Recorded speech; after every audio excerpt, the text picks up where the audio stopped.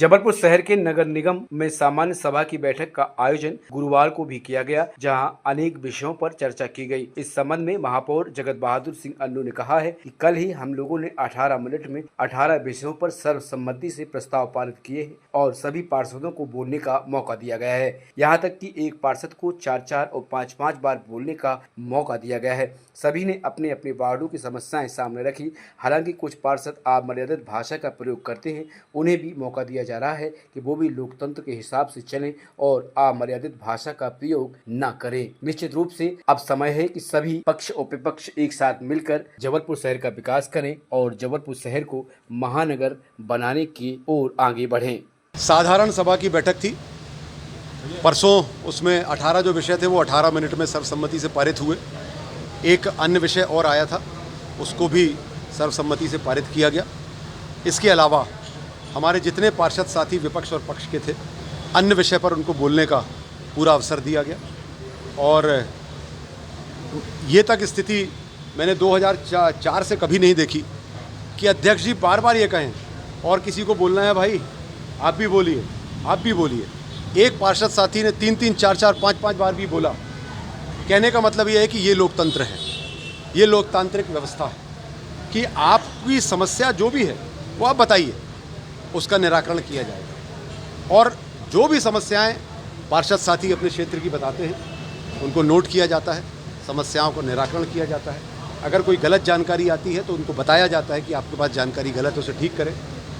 कुछ एक पार्षद ज़रूर है जो अमर्यादित तरीके से बात करते हैं, अमर्यादित तरीके से कुछ बातें बोलते हैं। मेरा तो आग्रह उनसे भी है, एक पार्षद होने का सौभाग्य किसी भी एक परिवार में, एक खानदान में बड़ी मुश्किल से मिलता है। लाखों लोगों में सैकड़ों लोग ऐसे होते हैं जो पार्षद या उनके ऊपर स्तर पे जीवन जीने का मौका मिलता है। खूब मर्यादित होकर खूब अच्छे से काम करने का जो आनंद है उसका बहुत अलग है।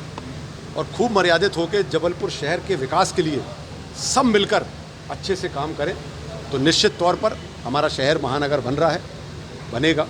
और हम सबको भी इस कार्यकाल को बहुत अच्छे से स्वर्णिम अक्षरों में लिखा जाएगा और याद किया जाएगा। जो पार्षद साथी हैं उनके भी कार्यकालों को उनके वार्डों में स्वर्णिम अक्षरों में लिखकर याद किया जाएगा। समय पर वेतन एक ठेकेदार को लेकर बार बार विषय उठता है। कम से कम 10 ठेकेदार हैं अलग अलग जगह जो नगर निगम में काम कर रहे हैं। एक ठेकेदार की गड़बड़ी बार बार आती है। अधिकारियों ने लगभग 40 लाख रुपए विगत माह में ठेकेदार के काटे हैं। शो कॉज नोटिस भी दिया गया है।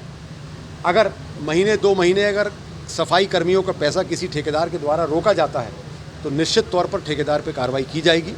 और अधिकारियों की गलती होगी तो अधिकारियों को भी निलंबित भी किया जाएगा, विभाग से हटाया भी जाएगा। सभी प्रस्ताव MIC के तो पहले ही दिन पारित हो गए थे।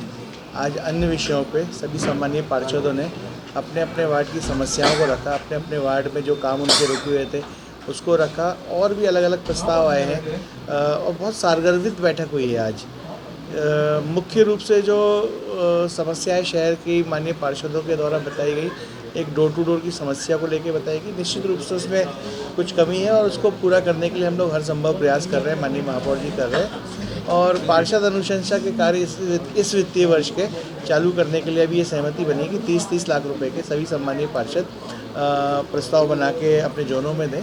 30 लाख के काम शीघ्र 1 से 1.5 महीने में सभी सम्मानीय पार्षदों के यहाँ हो जाएंगे।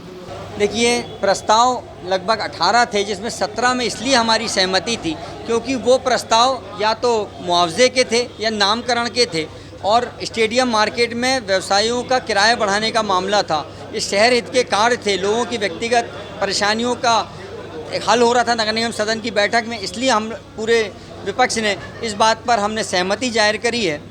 सिर्फ अगर हमारा कहीं पर आपत्ति थी तो एक देश में एक चुनाव पे आपत्ति थी, क्योंकि अभी जातिगत जनगणना निश्चित तौर से शुरू होने वाली है। हमारा ये सोच थी कि जातिगत जनगणना के बाद सरकार और तय करेगी कि हमें किस प्रकार इस देश में चुनाव कराने हैं। वो एक अलग बात है, नगर निगम का विषय नहीं था, लेकिन बहुमत के आधार पर उन्होंने उसको विषय को भी पारित किया है। आज की सदन की बैठक में जो मुख्य मुद्दा था वो डोर टू डोर की अव्यवस्थाएँ, रुके हुए विकास कार्य PWD के, चाहे वो पार्षद मत के हों चाहे अन्य मत के हों। पार्षदों ने, सभी हमारे पार्षदों ने जिम्मेदारी से अपनी बात रखते हुए कहा कि 90 लाख का पार्षद होने के बाद भी आज विकास कार्य शून्य है, वार्डों में नहीं हो पा रहे, क्योंकि पिछला 24-25 के कार्य अभी तक वार्डों के नहीं हुए हैं।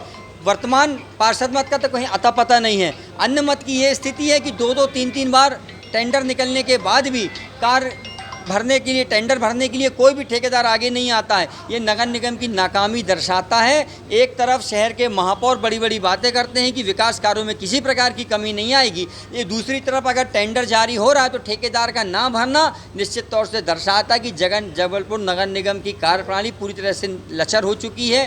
पीडब्ल्यूडी के कार्य कोई करना नहीं चाहता है। देखिए, सामान्य सभा का दूसरा दिन था और सामान्य सभा की ये बैठक भी ठीक उसी प्रकार से संपन्न हुई जैसे पूर्व में होती आई हैं।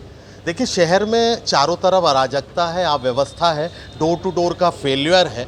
हाल ही में जल की समस्या पूरे शहर ने देखी है। रमलंगरा और ललपुर के तौर पर AQI का विषय उठा। AQI के तहत 3.25 करोड़ के इक्विपमेंट खरीदे गए, 2.25 करोड़ रुपए उसके कंसल्टेंट को दिए गए। ये बड़ा सवालिया निशान है, उस पर भी हमने बात की। हमने बात की कि सीवरेज का माननीय महापौर कह रहे हैं कि 95% काम हो गया है। तो माननीय महापौर जी, अगर काम हो गया है और आप चूँकि जिम्मेदार पद पे हैं और आप ऐसा कह रहे हैं तो उसके आंकड़े भी बयां करिए, उसकी प्रोग्रेस रिपोर्ट भी दीजिए, उसकी कंप्लीशन रिपोर्ट भी दीजिए, या आज दिनांक तक की उसकी क्या स्थिति है। 95% आपने आंकड़ा बयां किया है तो वो भी बताइए। तीसरी बात, आप कह रहे हैं कि चारों तरफ अतिक्रमण पे कार्यवाही की जा रही है, तो अतिक्रमण के रूप में चिन्हित तौर पे ही क्यों कार्यवाही की जा रही है? जो यातायात में बाधक बन रहे हैं, जो बाजार में बाधक बन रहे हैं, जो अराजक तौर पर अतिक्रमण पसरवा के पैसा कमा रहे हैं और कहीं ना कहीं शहर की जो खूबसूरती उसको बिगाड़ रहे हैं, उस पर क्यों नहीं ध्यान दिया जाता? देखिए, 1800 करोड़ का ये बजट है। इस बजट में बड़े बिंदुवार तरीके से नगर सरकार को सोचना पड़ेगा